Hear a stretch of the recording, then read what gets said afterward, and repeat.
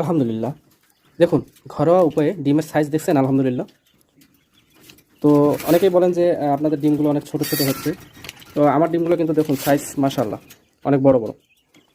তো ঘরোয়া উপায় অবলম্বন কী কী করতেছি, খাদ্য হিসেবে ব্যবহার করতেছি সোনালি স্টার্টার এবং লেয়ার 1 50-50 করে 1 কেজি করে খাদ্য আনি এবং মিক্স করে সেই খাবারগুলো খেতে দিই।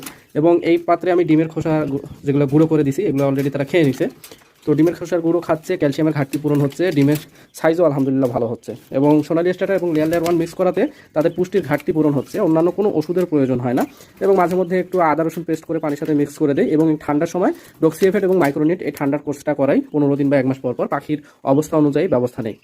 মাঝে মধ্যে কিছু শাকসবজি খেতে দেই, সপ্তাহে 1 দিন অথবা 2 দিন, এর বেশি নয়। এভাবেই এদের যত্ন নিচ্ছি এবং পানি অন্তত 3-4 বারের বেশি পানি পাল্টাই দিই।